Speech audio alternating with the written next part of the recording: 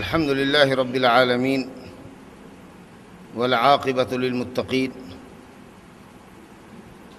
والصلاة والسلام الأتمان الأكملان على عبد الله ورسوله محمد وعلى آله وصحابته ومن تبعهم بإحسان إلى يوم الدين.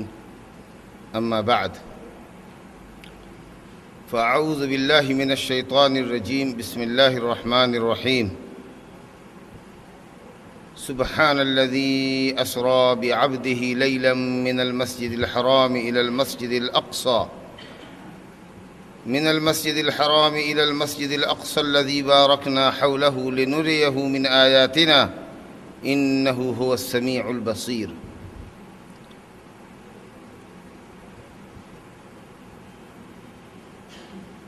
محترم حاضرین و خواتین اسلام،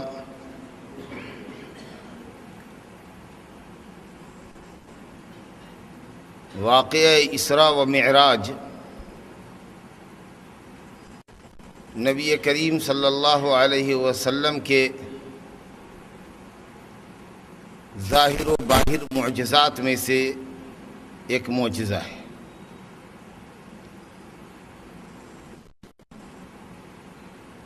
مکی زندگی میں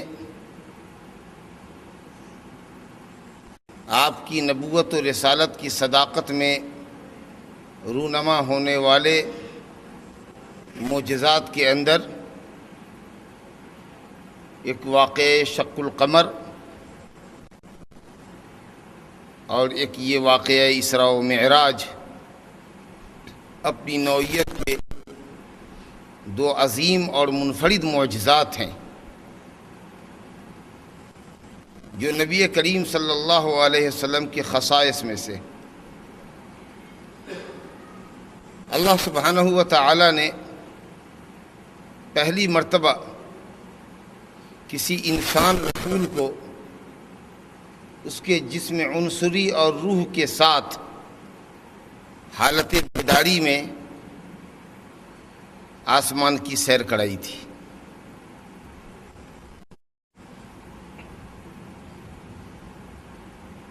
اور اس واقعے کے رونما ہونے سے پہلے کئی درد انگیز، الم انگیز حالات اور واقعات سے آپ گزرے تھے جس نے آپ کو جن کے سبب آپ نڈھال ہو چکے تھے. آپ کے شفیق اور حمایتی چچا ابو طالب کا انتقال، آپ کی مونس و غمخوار رفیق حیات کا انتقال، پھر طائف کے سفر کی درد انگیز داستان جو آپ نے سنی ہے جس سے آپ بہت دل برداشتہ ہوئے. خود آپ مکے میں ہیں اور آپ کے جانثار صحابہ حبشہ ہجرت کر چکے ہیں.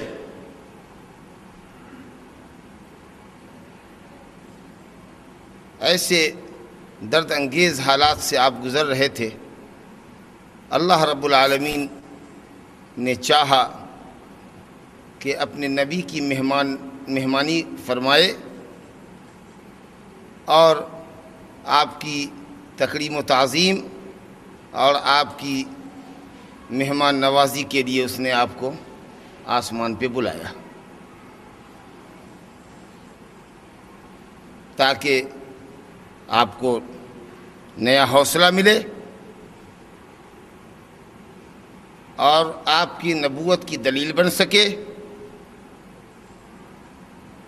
اور خود اللہ رب العالمین کی نگاہ میں آپ کی کیا قدر و منزلت ہے اس سے آپ بھی واقف ہو جائیں اور دنیا انس و جن بھی واقف ہو جائیں. یہ اور اس جیسی دوسری بہت سی مصلحتوں کے پیش نظر اللہ رب العالمین نے آپ کو اسراء اور معراج کروایا.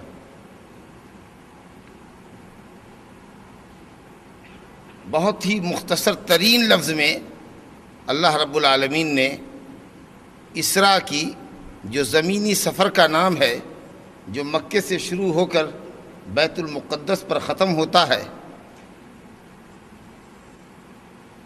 اس کی حکمت اللہ نے بتائی لِنُرِيَهُ مِنْ آیاتنا، تاکہ ہم اس کو یعنی محمد صلی اللہ علیہ وسلم کو اپنی نشانیاں دکھلائیں۔ یہ اسراء کی غرض و غایت اللہ نے بیان کی ہے نہایت مختصر لفظ میں۔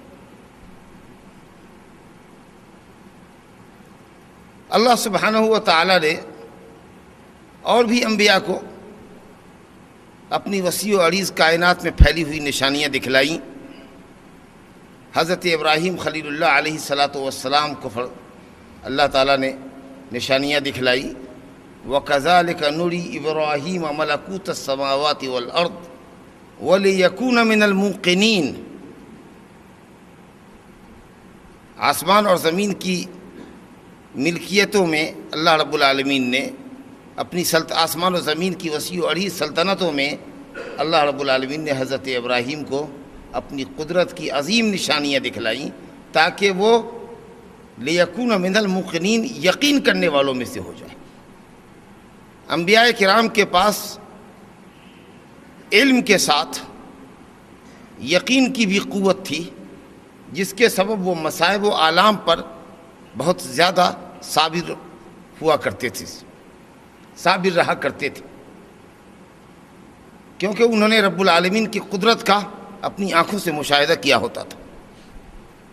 یہ قوت چونکہ ہم لوگوں کے پاس نہیں ہوتی ہے، اس لیے ایمانی وہ قوت نہیں ہوتی ہے اور مصائب و آلام سے ہم گھبرا جاتے ہیں، لیکن انبیاء کرام کا علم عین الیقین اور حق الیقین تک ہوتا ہے،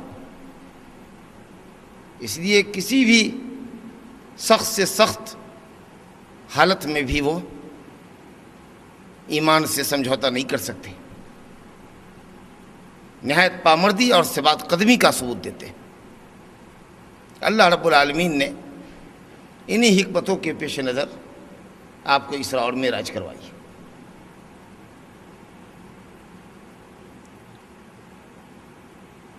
چونکہ یہ واقعہ عجیب و غریب ہے اور آج کے اس ترقی یافتہ دور میں بھی شاید ذہن انسانی اس کو قبول کرنے کے لیے تیار نہ ہو کہ ایک آدمی شروع رات کے اندر عشاء کی نماز کے بعد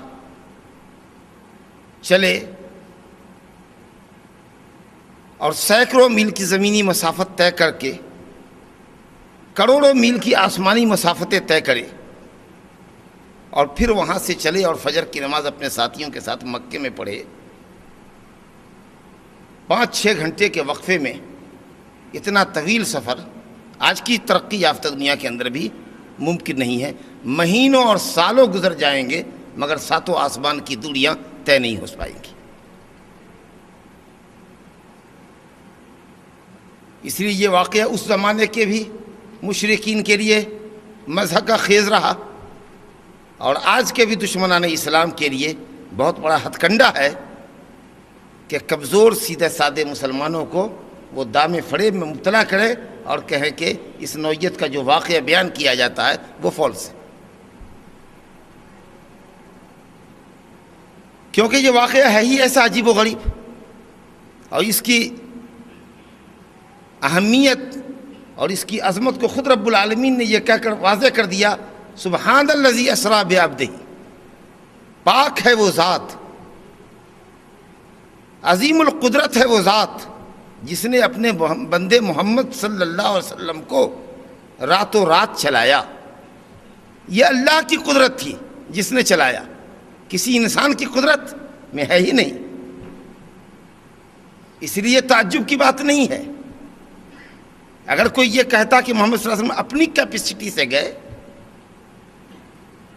تو آپ کے لیے تعجب کی بات تھی، لیکن اللہ رب العالمین کے لیے کیا تعجب ہے؟ تھوڑا سا غور اگر کیجئے، محمد صلی اللہ علیہ وسلم اپنی قدرت سے نہیں گئے۔ اللہ کہتا ہے اللہ وہ اللہ جو ہر عیب و نقص سے پاک ہے اور ہر صفت کمال سے متصف ہے، اور جس کی قدرت وہ کر سکتی ہے جو پوری کائنات مل کر بھی نہیں کر سکتی، اس اللہ نے یہ معجزاتی سفر کرایا ہے۔ حدیثوں میں اس کی تفصیل آتی ہے۔ بنیادی طور پر اسراء اور معراج کے واقعے کی تفصیل خادم رسول صحابی جلیل حضرت انس بن مالک انصاری خزرجی رضی اللہ عنہ نے بیان فرمایا ہے۔ کبھی تو انہوں نے ڈائریکٹ نبی صلی اللہ علیہ وسلم کے حوالے سے روایت کی ہے، عن انس عن النبی صلی اللہ علیہ وسلم قال، یہ روایت مسلم کے اندر ہے، صحیح مسلم میں۔ کبھی حضرت انس بن مالک نے مالک بن صعصع انصاری سے روایت کی ہے، یہ روایت صحیح بخاری اور مسلم میں موجود ہے۔ اور کبھی حضرت انس بن مالک نے اس روایت کو حضرت ابو ذر غفاری رضی اللہ عنہ سے بیان کی ہے، جو بخاری میں ہے۔ یہ 3 مطول روایتیں ہیں، مفصل روایتیں، تقریباً 2 صفحے کی، جس کے اندر واقعات کی تفصیل، واقعے کی تفصیل آئی ہے۔ اور جزوی طور پر واقعے کی جزویات کو حضرت عبداللہ بن عباس نے، حضرت عبداللہ بن مسعود نے، حضرت ابو ہریرہ نے، حضرت ام سلمہ نے، حضرت عائشہ رضی اللہ عنہ نے، حضرت عمر بن خطاب نے، اور کئی متعدد صحابہ و صحابیات رضی اللہ عنہ الجمیع نے بیان کیا۔ اور ان روایتوں کے اندر الفاظ کی کمی بیشی بھی ہے۔ مختصر یہ کہ نبی کریم صلی اللہ علیہ وسلم اپنی چچا زاد بہن ام ہانی کے گھر میں، جو شیب ابی طالب کے اندر جہاں محصور تھے، بنی ہاشم اور بنی مطلب 3 سال تک وہاں سوئے ہوئے تھے، حضرت جبریل سیدھے آسمان سے گھر کی چھت کھول کر داخل ہوئے، دروازے سے داخل نہیں ہوئے۔ آپ نے فرمایا فورج سقف بیتی، میرے گھر کی چھت کھول دی گئی، سیدھے آسمان سے اترے گھر کے اندر، اور اترے تو چھت بند ہو گئی۔ تمہید تھی اس بات کی کہ آپ کا سینہ چاک ہوگا اور آٹومیٹکلی سینہ پھر بند ہو جائے گا، یہ جو سرجری ہوگی آپ کی گھبرائیے گا نہیں۔ ایسے ہی جیسے یہ چھت کھلی، ہم داخل ہوئے اور پھر چھت بند ہو گئی، قلب کو مضبوط کرنے کے لیے جگایا آپ کو۔ نیند کا اثر تھا، ابھی پہلی ہی نیند میں تھے، آپ کو لے کر مسجد حرام آئے۔ ہجر اور حتیم، وہ جو کعبہ کا حصہ چھٹا ہوا حصہ ہے، اس میں آپ کو رکھا، آپ کے سینہ مبارک کو چاک کیا۔ یہ ہنسلی کی ہڈی کا جو یہ بیچ والا پورشن ہے سینٹر میں، یہاں سے لے کر ناف تک، جہاں سے زیر ناف کے بال آتے ہیں، وہاں تک سیدھا اسٹریٹ چاک کیا۔ دل وغیرہ کو تمام کو سونے کے ایک برتن میں، ایک تست میں، ایک سینی میں، راؤنڈ شیپ سونے کی جو ایمان و حکمت سے لبریز تھی، اس میں آپ کے سینے کو رکھا، آب زمزم سے دھلا، سینے کے اندر ایمان و حکمت بھر دیا، پھر تمام آرگنز کو جہاں جہاں سیٹ تھے وہاں رکھا، سینہ بند ہوا۔ آپ کے سامنے براق لایا گیا جو گدھے سے بڑا اور خچر سے چھوٹا ہوتا ہے، اس پر آپ سوار ہوئے۔ حضرت جبریل نے لگام پکڑا، آپ سوار ہوئے، چلے آپ۔ نہایت تیز رفتار سواری تھی، جہاں تک اس کی حد نگاہ کام کرتی تھی، یا اس براق کی نظر جہاں تک کام کرتی تھی، وہاں وہ اپنا کھر رکھتا تھا۔ جہاں تک اس کی نگاہ کام کرے وہاں وہ اپنا کھر رکھتا تھا۔ ایک ٹاپ اس کا اٹھے، اگر بیچ میں کہیں کچھ نہیں ہے تو اگر 1000 میل 100 میل اگر وہ دیکھ رہا ہے جانور، تو گویا کہ 100 میل ایک قدم میں وہ وہاں پہنچا۔ اس طرح چشم زدن میں آپ وہاں پہنچے۔ بیت المقدس کے ایک حلقے سے آپ نے بڑاک کو باندھ دیا. اللہ پر توکل ہو تب بھی سامان کی حفاظت کرنا. موٹر سائیکل چھوڑ کر کے آئے گئے, لاک کر کے آؤ. اللہ ہی حفاظت کرتا ہے, لیکن حفاظت کے اسباب تو تمہیں اختیار کرنے نا. نبی صلی اللہ علیہ وسلم نے بڑاک کو باندھ دیا. اس کے بعد آپ صلی اللہ علیہ وسلم نے وہاں تمام انبیاء کی امامت فرمائی. اس کے بعد آپ نے کچھ پینے کی خواہش ظاہر کی, پیاس لگی ہے, تو 2 برتن لایا گیا, ایک میں شراب اور ایک میں دودھ. برتن ڈھکا ہوا ہے. اللہ رب العالمین کی توفیق اور الہام اور ہدایت سے آپ نے جو برتن اٹھایا وہ دودھ کا تھا. آپ نے کہا کہ ہدیت الی الفطرہ, آپ کو کہا گیا ہدیت الی الفطرہ, فطرت کی طرف آپ کی رہنمائی کر دی گئی. کیونکہ دوسرے پیالے میں شراب تھی, اگر آپ اس کو پیتے تو آپ گمراہ ہوتے, آپ کی امت گمراہ ہو جاتی. اگر آپ اس کو پی جاتے تو لغوت امتوں کا آپ کی امت گمراہ ہو جاتی. یہ الگ بات ہے کہ نبی صلی اللہ علیہ وسلم نے فطرت کی چیز اختیار کی تھی, دودھ پیا تھا, جو سائغ للشاربین, پینے والوں کے لیے بہت لذیذ ہوتا ہے. لیکن بہت سے لوگ ہیں جن کو دودھ نہیں پسند ہوتا, شراب ہی پسند ہوتی ہے. وہ بادخار ہی ہونا پسند کرتے ہیں, فطرت سے ہٹ کر بلا نوشی کو اپنے لیے پسند کرتے ہیں. اللہ ان کو ہدایت دی. پھر وہاں سے اُرِجَ بِی الی السماء, پھر مجھ کو وہاں سے چڑھایا گیا آسمان کی طرف. بڑاق وہیں بندھا رہا.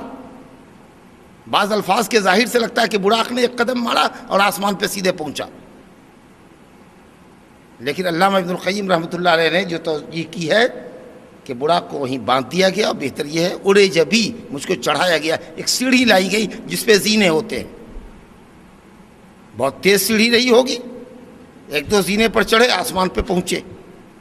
پہلے آسمان پہ پہنچے, حضرت جبریل نے دروازہ کھٹکھٹایا, استفتح, کھولنے کی گزارش کی. معلوم ہوا کہ آسمان میں دروازے ہیں, ڈورس ہیں. دروازہ کھٹکھٹایا. دربان جو اندر تھا اس نے کہا کون؟ کہا جبریل. کہا آپ کے ساتھ کوئی ہے؟ کہا ہاں. کہا محمد صلی اللہ علیہ وسلم. کہا کیا ان کو بھی آنے کے لیے کہا گیا ہے؟ کہا جی. اب یہ تو حیرت زدہ تھے فرشتے کہ جسد خاکی پہلی مرتبہ آسمان میں جسم اور روح کے ساتھ اٹھا ہے. کیا بات ہے, آپ تو گئے تھے یہ ہمیں معلوم ہے, آپ کو آنا تھا یہ بھی معلوم ہے, آپ کسی کو ساتھ بھی لے کر آئیں گے یہ اپن کو معلوم نہیں. تو حیرانی تھی اس لیے پوچھا, اور خوشی بھی تھی کہ محبوب سبحانی آ رہے ہیں, مخلوق میں سب سے افضل ہستی آ رہے ہیں, ان سے ملاقات کا موقع ملے گا. بہرحال جب معلوم ہوا کہ ہاں ان کو بھی بلا بھیجا گیا ہے, میں گیا تھا ان کو بھیجنے کے لیے, رب العالمین نے خاص ایلچی بھیجا تھا اپنے مہمان معظم کو بلانے کے لیے. یہی سمجھو کہ سواری بڑاق کی بھیج دیجیے. اللہ چاہتا تو مکے اور طائف, مکے اور بیت المقدس کی سرزمین کو سمیٹ دیتا, سکیڑ دیتا. لیکن بادشاہ کسی کو بھیجتا ہے بلانے کے لیے تو سواری بھیجتا ہے کہ جا کے مہمان کو ہماری سواری پر لے کر آؤ. وہ سواری بڑاق کی تھی. کہا گیا ہاں ان کو بلایا گیا اسپیشلی. کھولا گیا دروازہ.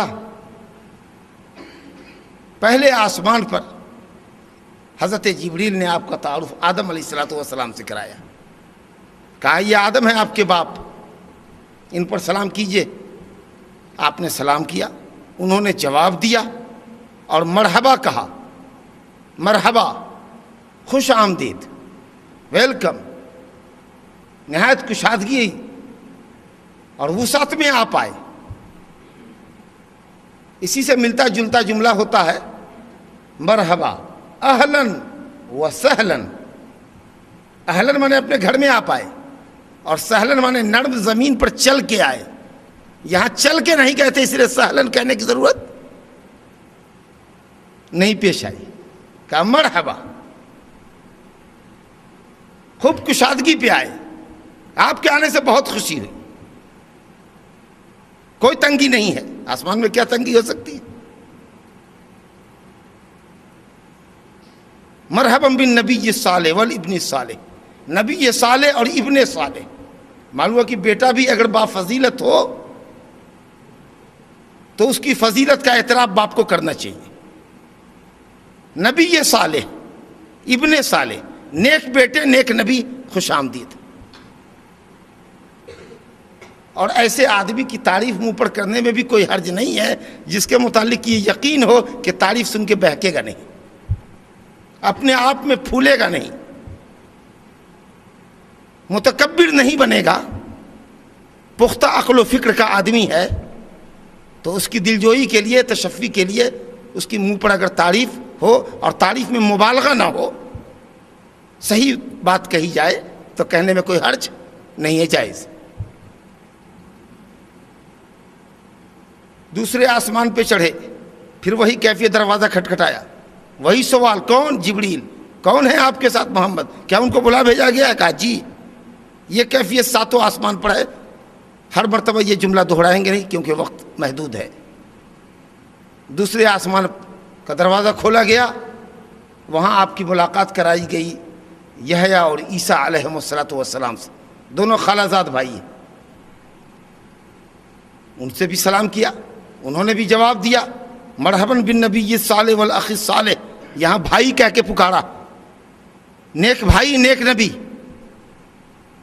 تیسرے آسمان پہ چڑھے، آسمان کا دروازہ کھولا گیا، وہاں حضرت یوسف علیہ السلام سے ملاقات کرائی گئی، سلام دعا کے بعد خوش آمدید ہوا، آگے بڑھے، چوتھے آسمان پر پہنچے، وہاں بھی دروازہ کھولا گیا، کھلوایا گیا، وہاں حضرت ادریس علیہ السلام سے ملاقات ہوئی، دعا سلام خوش آمدید کے بعد پانچویں آسمان پہ پہنچے، وہاں حضرت ہارون سے ملاقات ہوئی علیہ السلام، چھٹے آسمان پہ پہنچے، وہاں حضرت موسیٰ علیہ السلام سے ملاقات کرائی گئی، سلام و دعا اور خوش آمدید کے بعد جب آگے بڑھے تو حضرت موسیٰ علیہ السلام رو پڑے اور کہا کہ یہ نوجوان یا غلام، یہ لڑکا، لو اس پہ غور کیجئے گا، یہ لڑکا میرے بعد آیا اور اس کے ماننے والے میرے ماننے والوں سے زیادہ ہوئے۔ یہ نہ سمجھیے گا کہ حضرت موسیٰ علیہ السلام روئے حسد میں، رشک کیا کہ یہ نصیبہ میرا کیوں نہیں ہوا، کاش میری امت میری مخالفت نہ کیے ہوتی اور بنی اسرائیل جیسی سرکش قوم سے ہمارا واسطہ نہ ہوا ہوتا تو ہمارے ماننے والوں کی تعداد بھی بہت زیادہ ہوتی اور امت جتنا کچھ عمل کرتی ہے اس کے برابر اس کے نبی کو ثواب پہنچتا ہے۔ یہ رشک تھا، یہ غبطہ تھا، حسد نہیں تھا۔ آسمان میں حسد کہاں، عام آدمی بھی الحمدللہ جو جنتی مومن ہوگا، اونچے جنتیوں کو دیکھ کر کے بھی جو اتنی بلندی پر ہوگا جتنی بلندی پر وہ آسمان میں دور ستارہ چمکتا ہے، پھر بھی اس کے دل میں حسد اور کینہ پیدا نہیں ہوگا۔ تو انبیاء کرام کے دل میں کینہ کہاں سے ہو سکتا ہے؟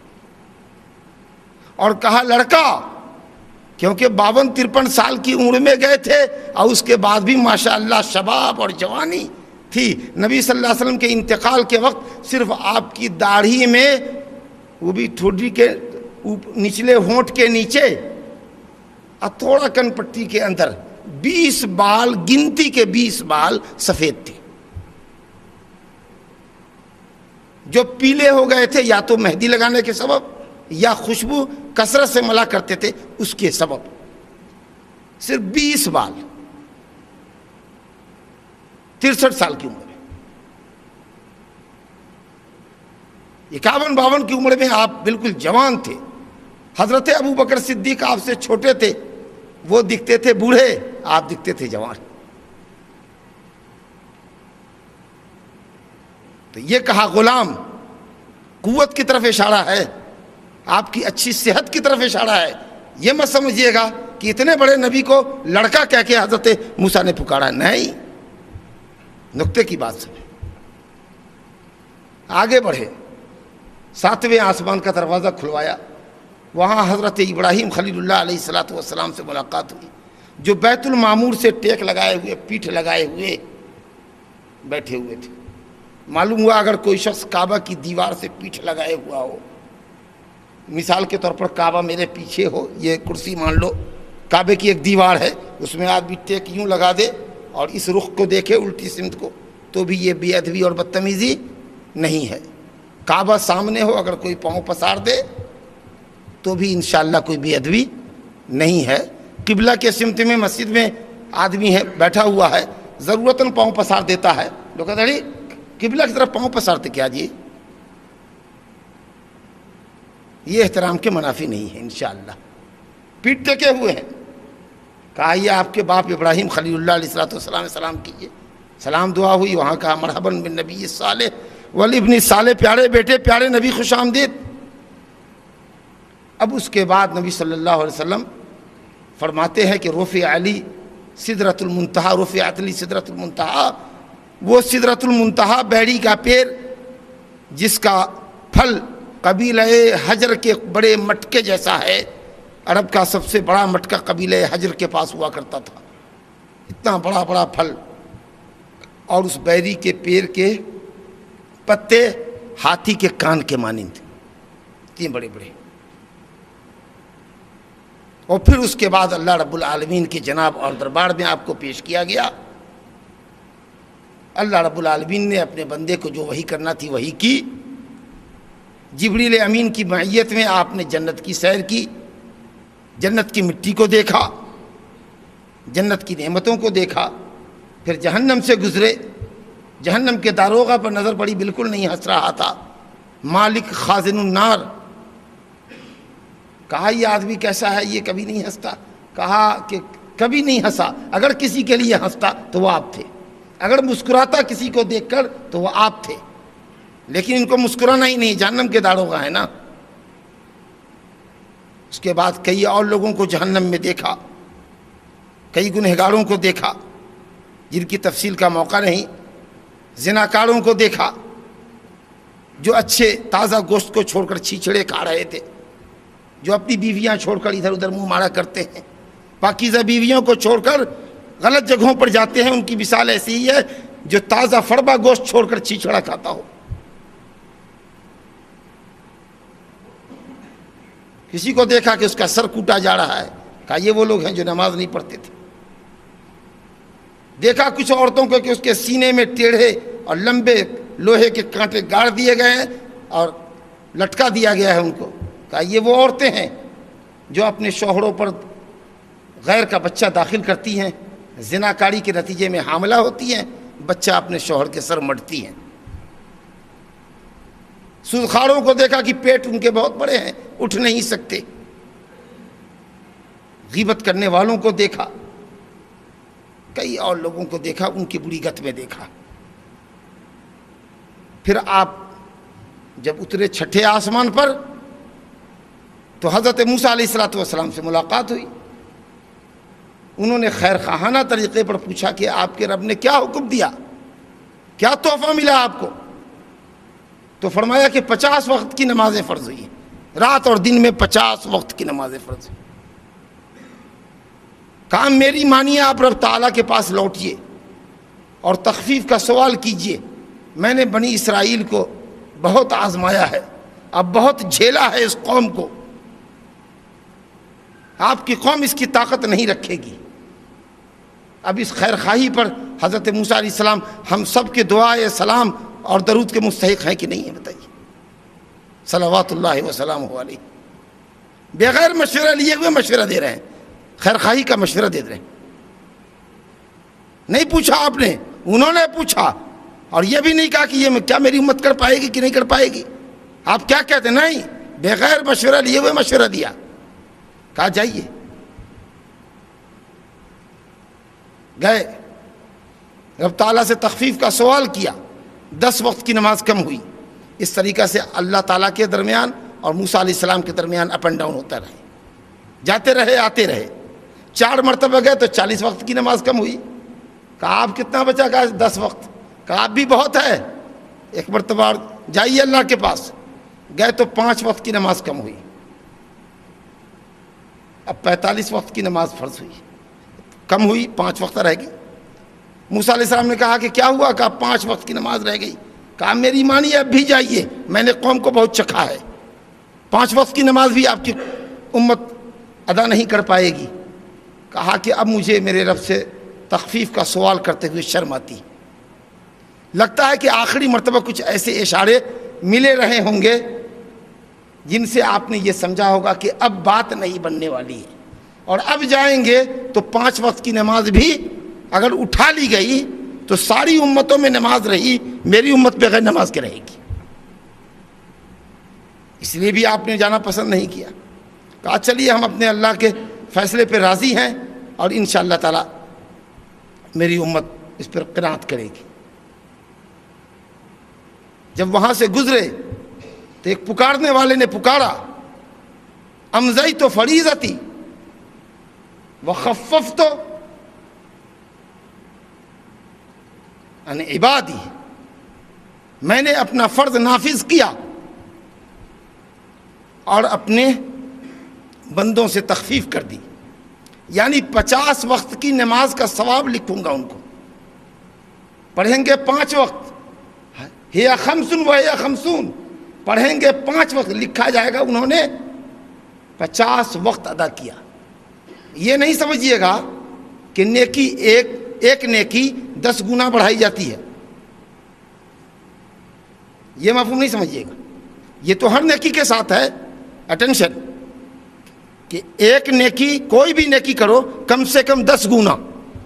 تو ایسا نہیں ہے کہ ہم 5 وقت پڑھتے ہیں تو 5 کو 10 سے ملٹیپلائی کر کے 50 وقت کی ثواب دیا جاتا ہے، نہیں، ایکچولی آپ نے 50 وقت کی نماز پڑھی، اب اس کو کم سے کم 10 سے اگر آپ ضرب دیتے ہیں تو 500 نماز کا ثواب کم سے کم ایٹ لیسٹ آپ کے کھاتے میں جاتا ہے۔ اللہ نے کہا پڑھو گے 5 وقت، ہم لکھیں گے کہ تم ڈیلی 50 وقت پڑھتے ہو، یہ مطلب ہے اس کا۔ پڑھیں گے، چونکہ اللہ نے 50 وقت فرض کیا تھا، کہا میری بات پلٹتی نہیں ہے، میری بات بدلتی نہیں ہے، میں نے چونکہ کہہ دیا 50 وقت تو جاؤ پڑھنا 5 ہی وقت، لیکن کھاتے میں لکھیں گے کہ بندے نے پڑھا 50 وقت۔ سبحان اللہ، للہ الحمد فی الاولی والآخرہ، اول آخر اللہ کی تعریف۔ آپ وہاں سے پلٹ کر آئے، اچھا پھر آسمان میں ایک مرتبہ اور حدیث آئی ہے، انہی حدیثوں میں تفصیل ہے کہ آسمان میں آپ کے سامنے پیالہ پیش کیا گیا، اب تکریم ہے رب العالمین کی طرف سے، ایک پیالہ شراب کا ہے، ایک شہد کا ہے، ایک دودھ کا ہے، اور سارے پیالے ڈھکے ہوئے ہیں، پھر آپ نے دودھ کا پیالہ ہی اٹھایا، آٹومیٹک، اللہ کی ہدایت دیکھو۔ پھر کہا گیا آپ نے فطرت کو اختیار کیا، نیچر کو اختیار کیا۔ وہاں تقریباً آپ نے مانگا نہیں تھا کچھ پینے کے لیے، وہاں تکریم فرمائی گئی، نیچے آپ نے مطالبہ کیا تھا۔ اب جب تشریف لائے، جاتے وقت انبیاء کی امامت کی تھی، کچھ علماء کہتے ہیں کہ نہیں، آسمان میں انبیاء کو دیکھا تھا، اس کے بعد اترے تو وہ تمام انبیاء جسم و روح کے ساتھ بیت المقدس تشریف لائے، وہاں آپ نے امامت کی۔ پھر اس کے بعد براق کھولا، اس پر سوار ہوئے، پھر جبریل آپ کو مکہ چھوڑ گئے، وہ واپس ہو گئے۔ یہ پوری تفصیل کم و بیش ہے مکے سے بیت المقدس کے سفر کی، اور پھر بیت المقدس سے 7 آسمان کے سفر کی، اور جنت و جہنم کے سفر کی۔ جیسا کہ میں نے عرض کیا آپ کے سامنے کہ یہ معجزہ، عظیم النظیر معجزہ، اللہ کی قدرت کا شاہکار ہے،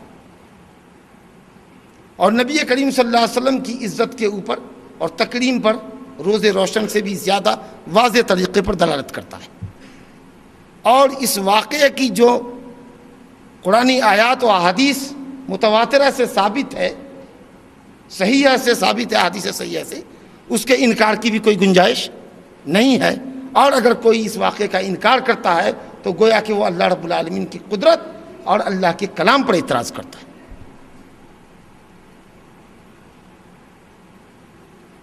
دوسری بات سمجھنے کی یہ ہے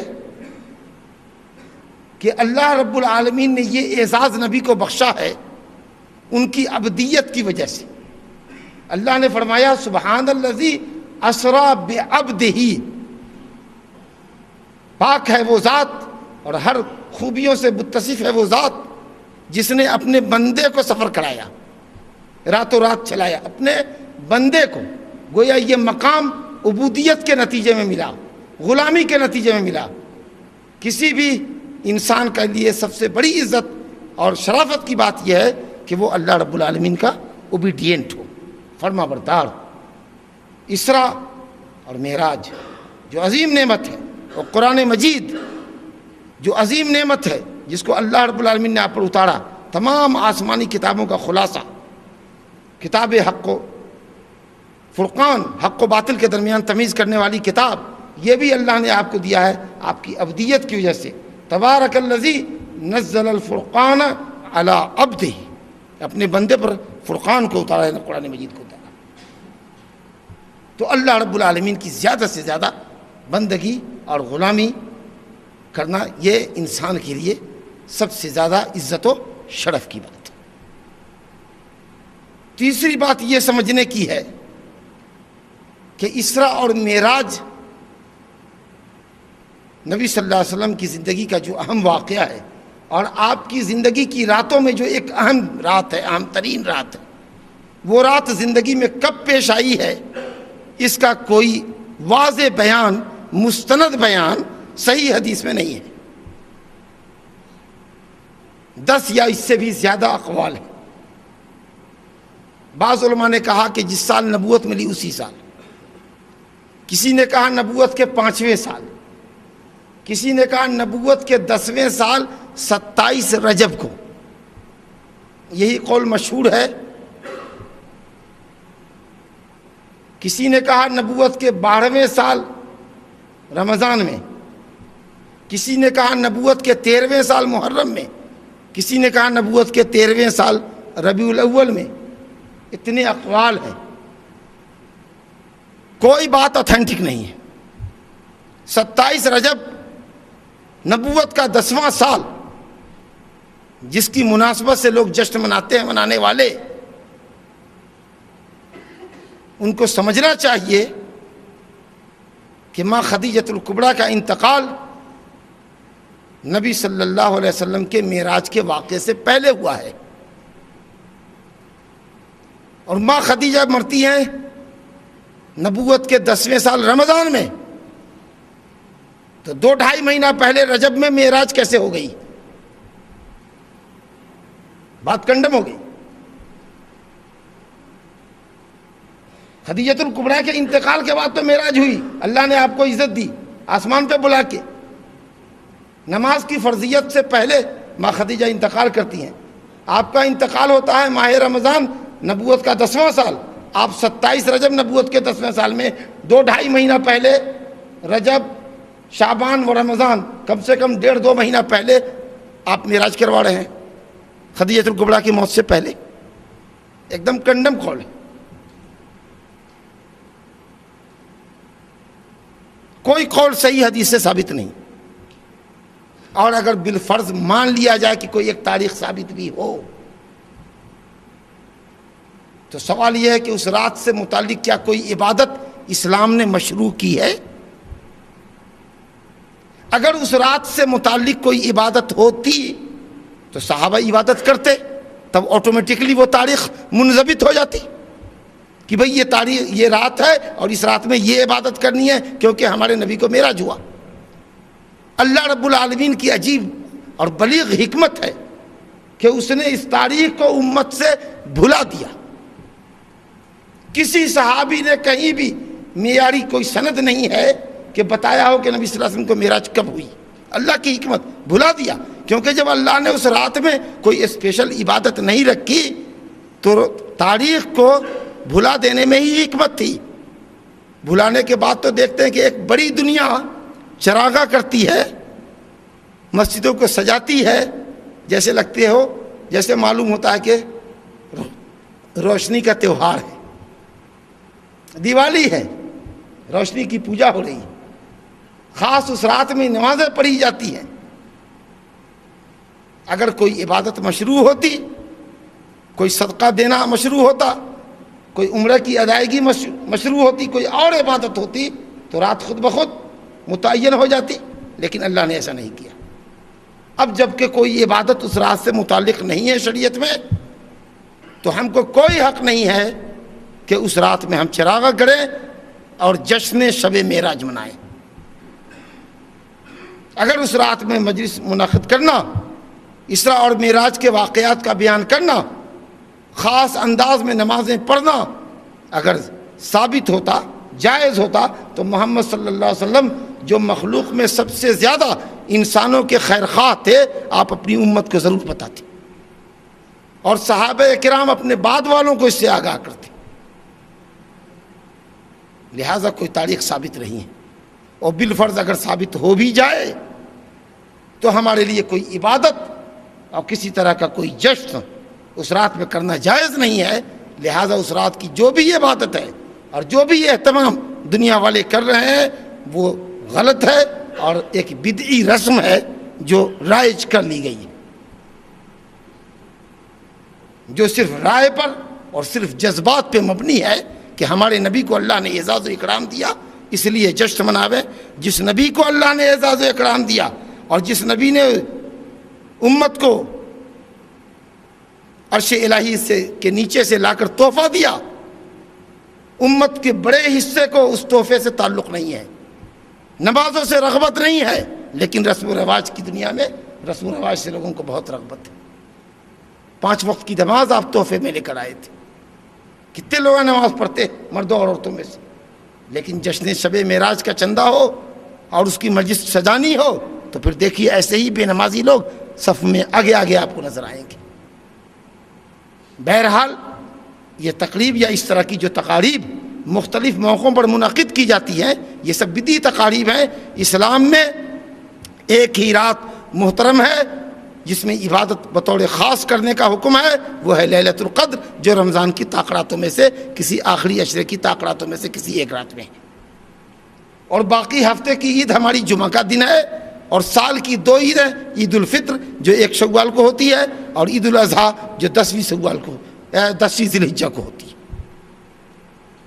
سال کا سب سے افضل دن یوم النحر ہے، اس کے بعد یوم عرفہ ہے۔ ہفتے کا سب سے افضل دن جمعہ ہے، سال کی سب سے افضل رات لیلۃ القدر ہے۔ رجب کی یا کوئی بھی رات ہو یا کسی مہینے کسی سال کی وہ رات جس کے اندر معراج ہوا، راتوں میں سے ایک رات ہے، امت کے لیے وہ کامن ایک رات ہے، کوئی بافضیلت رات نہیں ہے، کیونکہ اس رات سے متعلق ہماری کوئی عبادت نہیں، لہٰذا اس میں چراغاں کرنا، جشن کرنا اور کسی طرح کی کوئی عبادت مخصوص انداز پہ بجا لانا یہ بھی دی عمل ہے۔ اللہ سبحانہ و تعالیٰ، سوال ایک ہو سکتا ہے، اللہ سبحانہ و تعالیٰ مکے سے سیدھے ہی آپ کو آسمان پہ اٹھا لیتا، لیکن اس نے زمینی سفر کرا کے بیت المقدس پہنچایا، انبیاء کی سرزمین دکھلائی، التی بارکنا حولہ، جس کے ارد گرد ہم نے برکتیں دی تھی، سبزی، ہریالی، شادابی، نہروں کی فراوانی، پھلوں کے باغات، اور انبیاء کا مسکن و مدفن، اور انبیاء کا مہاجر ہجرت کی جگہ، اور ابراہیم خلیل اللہ علیہ السلام کی جگہ، اور مسلمانوں کا پہلا قبلہ۔ مقصد شاید یہ تھا کہ اے نبی اب آپ دونوں قبلوں کے اکیلے مالک ہیں، آپ امام اعظم ہیں، آپ رئیس اعظم ہیں، بیت المقدس کی بھی قیادت اب آپ ہی کو لینی ہے، جس کے اوپر یہودی قابض ہیں، اب یہودی اس لائق نہیں رہے، ان سے یہ عزت اٹھاڑ کر امت محمدیہ کے سر دی جا رہی ہے، کیونکہ وہ یہودیوں کا قبلہ تھا۔ اب آپ نے وہاں بھی امامت فرمائی ہے، آپ انبیاء کے امام ہیں، لہذا اب آپ ہی کی امامت چلے گی، اب آپ ہی کی نبوت ہے قیامت تک۔ اب عزت اور افتخار کسی اور قوم کے لیے نہیں، آپ کے لیے اور آپ کی امت کے لیے۔ نیز اس میں ایک اور بڑی حکمت یہ پیوست تھی کہ اگر سیدھے اللہ رب العالمین آسمان پہ اٹھاتا اور آسمان سے تشریف لانے کے بعد آپ مکے والوں کو خبر دیتے کہ میں آسمان پہ جا کے ہو کے آیا، تو کہتے یہ تو روز ہی ہوتا ہے آپ کے پاس، آسمان سے کوئی آتا ہے، چلیے اس مرتبہ آپ ہی آسمان پہ چلے گئے۔ آپ تو کہتے ہیں کہ صبح شام آپ کے پاس کوئی آتا ہے، وہی لے کر آتا ہے نا، لیکن زمینی سفر ہے، 1 مہینے کا سفر ہے۔ غور کیجئے گا، مکہ والے 1 مہینے میں بیت المقدس جاتے تھے، 1 مہینے میں آتے تھے، آنا جانا 2 مہینے کا۔ ایک آدمی کہے کہ رات کے ایک حصے میں گیا اور صبح ہونے سے پہلے چلا آیا، تو وہ سوچیں گے، پریشان ہوں گے، اور پھر پوچھیں گے آپ سے کہ کیا کچھ دیکھا، اور ان کو معلوم ہے کہ یہ بندہ آج سے پہلے کبھی بھی بیت المقدس اور فلسطین نہیں گیا ہے۔ تو جب آپ ان کے سوالوں کے صحیح جواب دیں گے تو یہ آپ کی نبوت کی بہت واضح دلیل ہوگی۔ چنانچہ ابن عباس رضی اللہ عنہ سے روایت ہے کہ نبی کریم صلی اللہ علیہ وسلم نے فرمایا کہ لوگوں نے مجھ سے پوچھا یا میں نے لوگوں کو بتایا۔ اب بعض روایت میں ہے کہ ابو جہل اکثر ٹونٹ کرتا تھا، آج کوئی نئی بات، آج آپ کے ہاں کوئی نیا شگوفہ، نبی صلی اللہ علیہ وسلم کو پوچھتا تھا، کہاں آج کی نئی اور تازہ خبر یہ ہے کہ میں راتوں رات جا کر بیت المقدس سے ہو کر آیا ہوں۔ کہا اچھا، رات جا کر کے صبح ہونے سے پہلے آ گئے؟ کہا بالکل۔ کہا تو میں مکے والوں کو آپ کے پاس بلاتا ہوں، یہ بات کیا آپ ان کے سامنے کہیں گے؟ کہا بالکل کہوں گا۔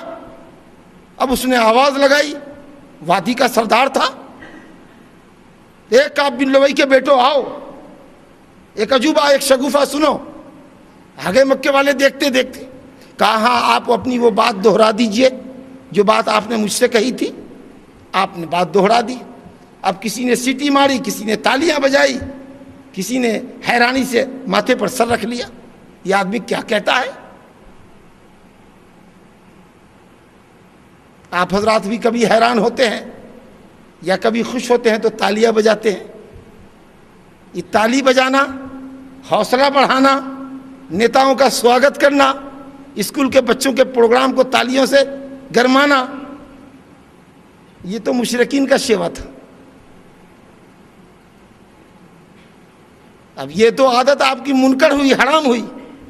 اور صوفیوں کے دین میں تالی عبادت ہے، ذکر و اذکار کرتے ہوتے ہیں، تالیاں بجاتے ہیں اور ڈانس کرتے ہیں۔ ان کے یہاں رقص اور تالی بجانا صوفیوں کے یہاں بڑی عبادت ہے، اللہ کے دین میں یہ عبادت نہیں ہے۔ تو اگر کوئی تالی عبادت سمجھ کے بجاتا ہے تو حرام ہے، بدعت ہے۔ اگر کوئی عادت سمجھ کے بجاتا ہے تو یہ مشرکین کی عادت ہے۔ مسلمانوں کو اگر کوئی بات خوش کرنے والی ہو، اللہ اکبر۔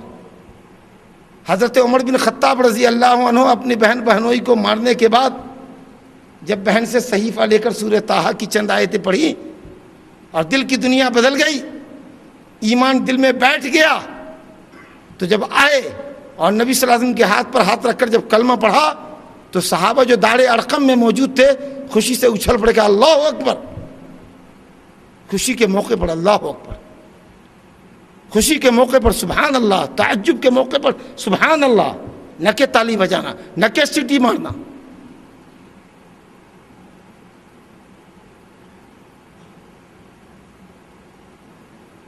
اب انہوں نے کہا، اب اس بیچ میں مستدرک حاکم کی روایت ہے، ماں عائشہ رضی اللہ عنہ روایت کرتی ہیں کہ لوگ پہنچے سب سے سچے دوست نبی صلی اللہ علیہ وسلم کے ابو بکر رضی اللہ عنہ کے پاس۔ کہا ابو بکر آپ نے کچھ سنا؟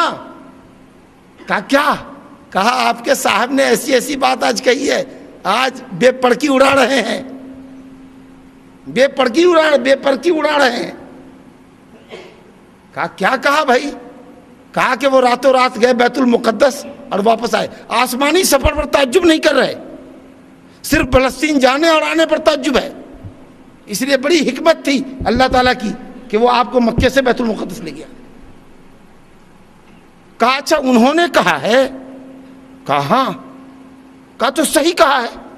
کہا کیا ایسا ہو سکتا ہے کہ ایک آدمی رات میں جائے اور صبح ہونے سے پہلے واپس آ جائے؟ کہا اگر انہوں نے کہا ہے تو بالکل صحیح کہا ہے، کیونکہ ہم اس سے زیادہ تعجب خیز بات کو مانتے ہیں۔ ایک صبح ایک شام آسمان کی بلندی سے جب وحی ان کے پاس آتی ہے اور میں اس کی تصدیق کرتا ہوں، آمنا و صدقنا کہتا ہوں، تو یہ تو زمینی سفر ہے، محض 1000 سوا ہزار کلومیٹر کا سفر ہے، 900 سے 1000 1100 کلومیٹر کا سفر ہے۔ حضرت ابوبکر کو صدیق کا لقب ملا۔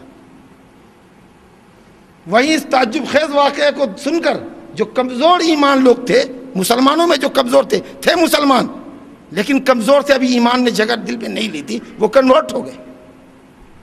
لیکن جو لوگ پختہ ایمان والے تھے ان کے ایمان میں زیادتی ہوئی، اور ابو بکر رضی اللہ عنہ کو جہاں صدیق کا لقب اسلام میں سبقت کرنے کی وجہ سے ملا کہ جیسے نبی صلی اللہ علیہ وسلم نے اسلام پیش کیا بغیر تردد کے انہوں نے آپ کا اللہ کی وحدانیت اور آپ کی رسالت کا کلمہ پڑھ کے صدیق کا لقب پایا، وہیں صدیق کا لقب پانے کی ایک وجہ یہ بھی صحیح حدیث میں آئی ہے کہ آپ کو یہ لقب لیلۃ الاسراء والمعراج کی صبح میں حاصل ہوا۔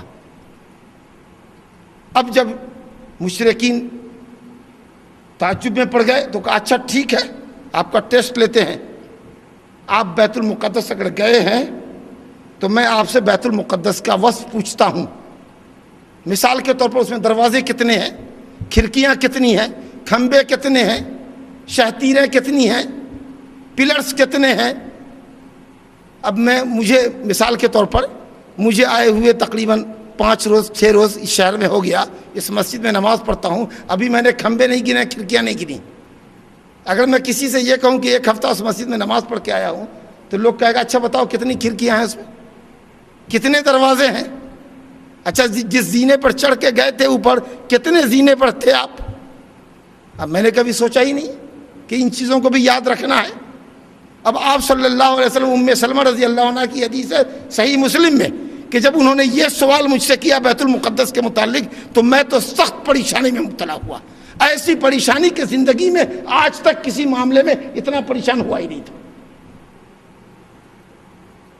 مگر واہ رب العالمین، اپنے بندے کی مدد کرنے والا، اپنے نبی کو عزت دینے والا، فوراً رب العالمین نے بیت المقدس کو اٹھایا اس کی جگہ سے اللہ کے رکھ دیا۔ اب آپ حتیم میں ٹہل رہے ہیں، یہ سوال کر رہے ہیں، گن کر کے جواب دے رہے ہیں، ایک دم ایکوریٹ جواب، سارے جواب صحیح ہو گئے، لیکن پھر بھی ظالموں نے انکار کیا، اپنے ایسا منہ لٹکا کے چلے گئے۔ ہونا یہ چاہیے تھا کہ جب ٹیسٹ میں نبی پورے اترے تو پورے مکے کو مسلمان ہو جانا چاہیے تھا، لیکن اللہ رب العالمین جس کے لیے ہدایت کا دروازہ نہ کھولے اس کو کون ہدایت دے گا؟ یا جس کے لیے جب ہدایت مقدر ہوتی ہے تبھی ہدایت ملتی ہے، اس سے پہلے کہاں ملنے والی؟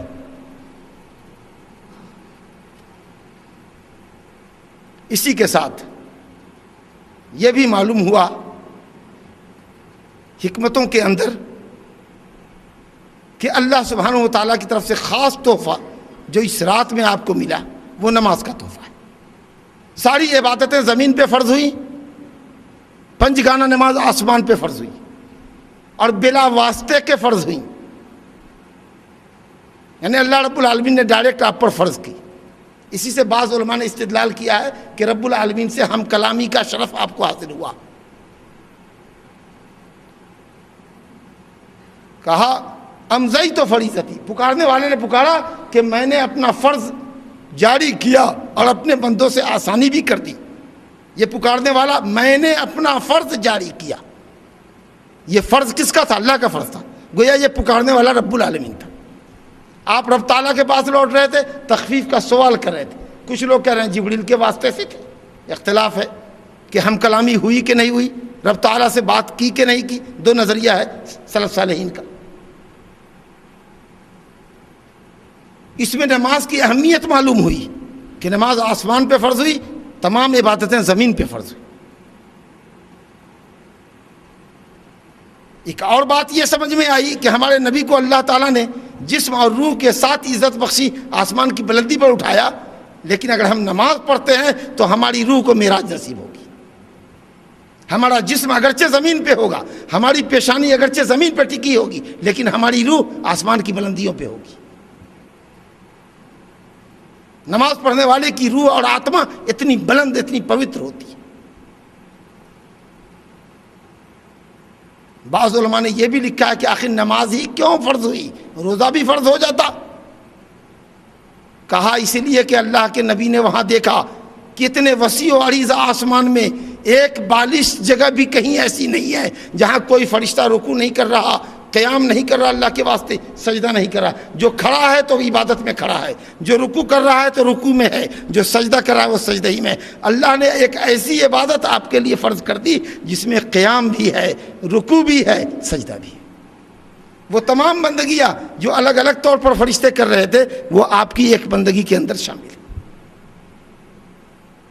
اور سورہ بقرہ کی 2 آخری آیات تحفے میں لے کر آپ آئے، آمن الرسول بما انزل الیہ من ربہ والمؤمنون، بڑی عظیم آیتیں ہیں۔ کوئی شخص ان دونوں آیتوں کو کسی رات پڑھ کے سو جاوے تو یہ دونوں آیتیں اس کے لیے کفایت کر جاتی ہیں، انشاءاللہ عبادت سے بھی اور ہر شر سے بچاؤ کا ذریعہ بنتی۔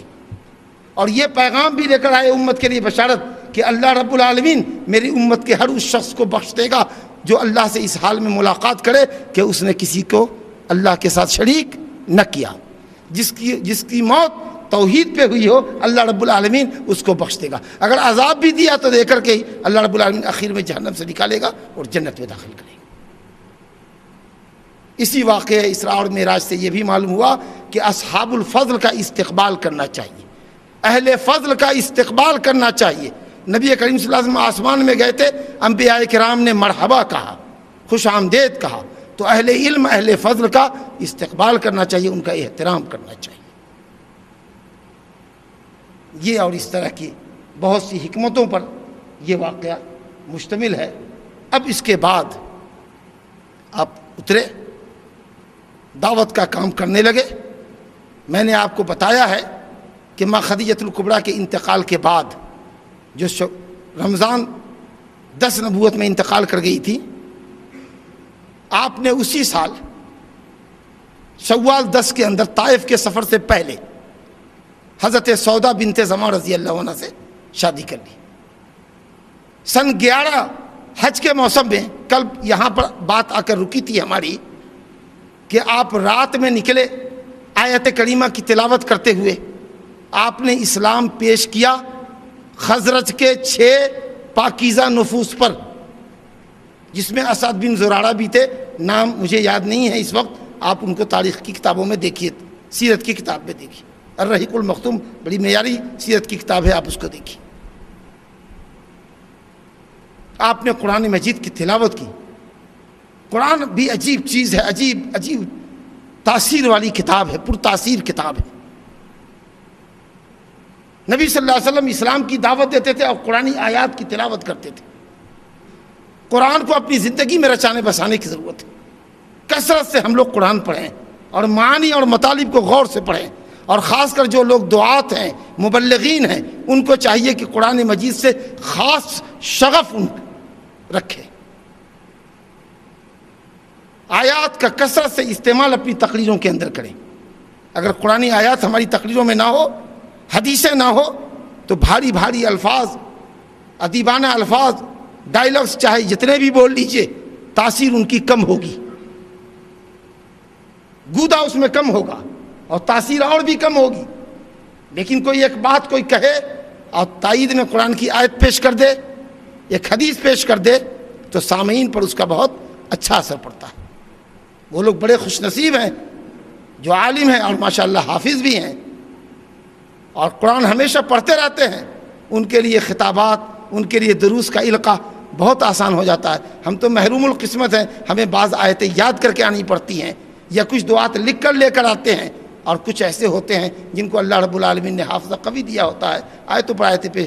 ہمارے سماحت الشیخ ابن باز رحمۃ اللہ علیہ کی کو جو اللہ نے عدیم النظیر عزت دی ہے اس زمانے کے اندر، اس کا راز ان کے شاگردوں نے اور ان کے ہم اثروں نے بتایا ہے کہ بڑا شغف تھا قرآن مجید سے، ان کو فتویٰ دیتے، گفتگو کرتے، ضروری باتیں کرتے، اور جو خالی وقت ہوتا، سونے کے علاوہ جو وقت آپ کے پاس خالی ہوتا، تنہا ہوتے یا گاڑی میں چل رہے ہوتے، گاڑی میں، تو آپ قرآن مجید کی تلاوت کرتے ہوتے۔ بیٹھے ہیں تو قرآن کی تلاوت کر رہے ہیں، گاڑی میں ہیں تو قرآن مجید کی تلاوت کر رہے ہیں، یا پھر کوئی سائل آتا سوال کرتا، یا پھر کوئی ضروری گفتگو کرنی ہوتی، یا اپنے ماتحتوں کو کچھ مشورہ، کچھ آرڈر دینے ہوتے، جو بھی خالی وقت ہوتا اس میں آپ کی زبان پر قرآن کی آیتیں ہوتی. اللہ نے قرآن کی برکت سے ان کو عزت دی. اللہ رب العالمین قرآن سے لوگوں کو عزت دیتا ہے, اور قرآن سے روگردانی اور پیٹھ پھیرنے کے نتیجے میں اللہ تعالیٰ ذلیل و رسوا کرتا ہے. نبی صلی اللہ علیہ وسلم قرآن کی آیتوں کے ذریعے دین کی تبلیغ کر رہے ہیں. وہ 6 نفوس جو گئے تھے یثرب, خزرج کے جو لوٹے تھے مدینہ, ان کے ذریعے وہاں اسلام پہنچا. اس کے نتیجے میں الحمدللہ 12ویں نبوت کے سال موسم حج میں 12 افراد آئے, جس میں 5 تو پہلے والے تھے. اس میں صرف ایک جابر بن عبداللہ بن ریاب نام کے صاحب نہیں تھے. 5 وہی تھے جو پچھلے سال کے تھے, اور 7 بندے نئے تھے. کل 12, جس میں 10 قبیلے اوس کے اور 10 قبیلے خزرج کے اور 2 قبیلے اوس کے تھے. نبی کریم صلی اللہ علیہ وسلم نے گھاٹی میں ان سے پھر ملاقات کری, مینا کی گھاٹی میں, مینا کے قیام کے درمیان بیچ میں 11 تاریخ کو, 11 کا دن گزار کے 12ویں کی شب میں, اور ان سے آپ نے بیعت لی.